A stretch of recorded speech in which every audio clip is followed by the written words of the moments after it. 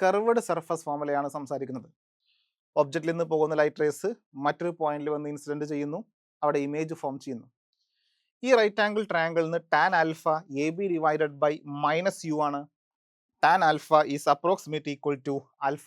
So alpha is equal to A B divided by minus U, beta is equal to A B divided by R, gamma is equal to A B divided by V.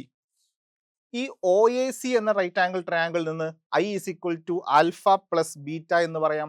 ഈ കാണുന്ന A C I എന്ന ട്രയാങ്കിളിൽ നിന്ന് beta is equal to r plus gamma എന്ന് പറയാം.